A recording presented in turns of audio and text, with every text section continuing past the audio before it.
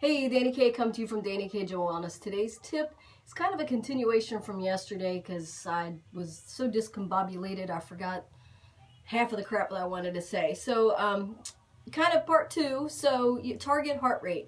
So when you're doing your cardio, and of course you're changing it up, you're switching it up, you're doing different elevations, different speeds, all that kind of stuff, right? Taking yourself out of the comfort zone. But when you're doing the cardio at the right speed, everybody asks me like, how fast should I go, or how long should I go, or is there a target heart rate? So basically what I want you to do is take, if you're a female, take 220 minus your age and then times it by 85. So that is where you want to be with your heart rate as a female. You want to get it to 220 minus your age times 85. 85% is where you want to like be busting your ass, and hold it there. And of course, if you're new to cardio, or if you're new to that kind of 85% of your heart rate kind of thing, if you need to slow it down, back it down, or whatever, I mean, that's fine. But it's that work up to process that you have to do. Don't just go out there and go balls to the wall for 30 minutes at 85% of your target heart rate, at 85%, and fall off the treadmill and kill yourself. That's not good. So slow down, speed up, but that is typically what you want to do. And I would say no less than 75% of that. So it's 220 minus, as a female, 220 minus your age, times it by 75 to 85%. As a male, it should be 226. So 226 minus your age, and then times the 75 to 85.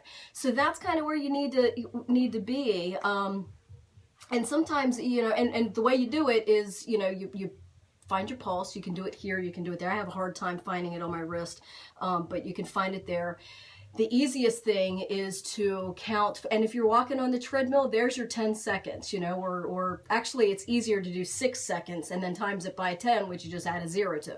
So if you're looking at your treadmill and it's counting, obviously it's counting your seconds, so you can just count your beats while you're looking at the seconds tick away for six seconds. Times it by 10, and then that's what your heart rate is. So that's, kind of easy to figure that out as far as, once you do your 220 or 226 minus your age times the 75 or 85%, you've got that number. Let's just say it's, I don't know, let's just say it's 120. So you're doing this times,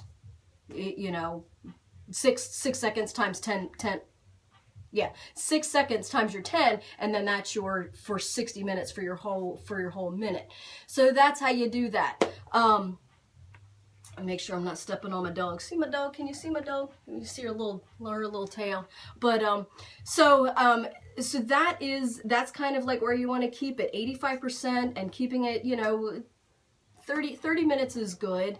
Sometimes people want to go 45 minutes. Sometimes people go an hour. It all depends on what your goals are. And you might not want to hold 85%, that kind of high heart rate for a whole complete hour. So you might want to do that maybe 20 minutes and then kind of not slow it down to where you're catching your breath, but just slow it down a little bit and then take yourself back out of the comfort zone again. So 85% of your is where you want to be at your target heart rate. So if you're a female, 220 minus your age times 85%. If you're a male, 226 minus your age times 85%. And again, find your heart rate. Do count it for 6 seconds, times it by 10, or just add a 0. Simple.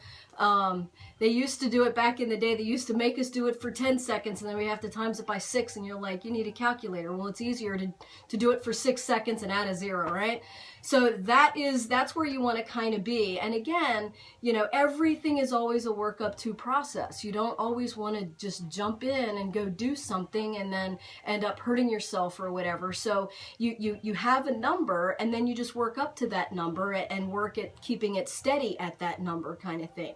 Sometimes you have to back it down. Like I know when I'm training new clients and I have them doing the interval training where I have them supersetting weights and then doing the cardio for 2.5 minutes or whatever, if they're not up to speed doing a quarter-mile sprint, You know, I have like a certain goal that they have to look, like if they're on the art trainer, they have to look at certain strides per minute and they have to keep it going there. So, you know, and they're like, oh my God, that's so hard. But if it's your first couple of times, back it down a little bit, catch your breath, and then take it back out.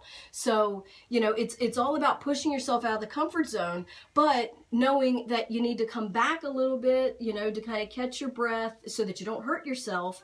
But once you've caught your breath and everything, and you're like, okay, I'm going to do it again, take yourself back out of that comfort zone. So that's how you see the results. You always have to take yourself out of the comfort zone. If you're just lollygagging, now you are like, if you're just walking, you know, whatever, you're still burning calories, but your body is so used to that, which you're still burning calories, which is a good thing. Okay, so don't get me wrong. I'd rather see you lollygagging, walking on the treadmill than sitting down doing nothing.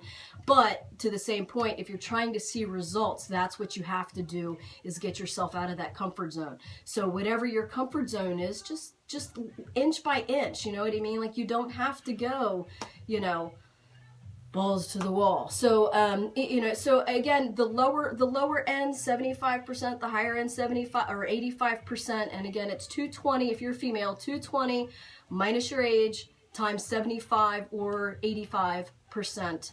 If you're a male, 226 minus your age times 75 to 85%. And that's a good target.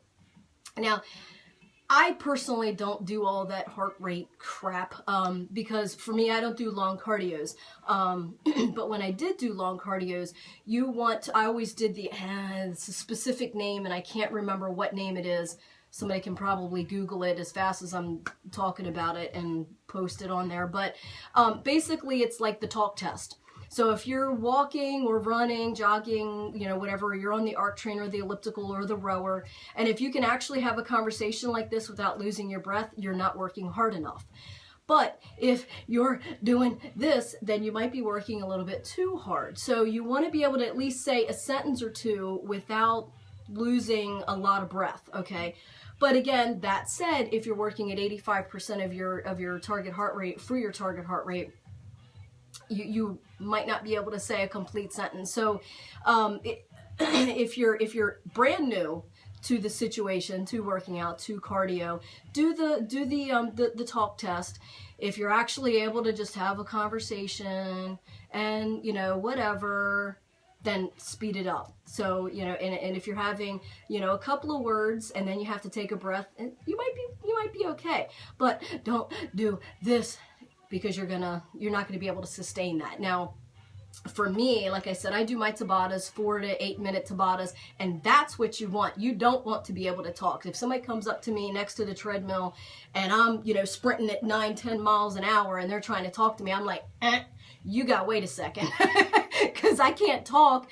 There's no way, you know. But so holding that, I could never, ever sustain that for 20 or 30 minutes. You know what I mean?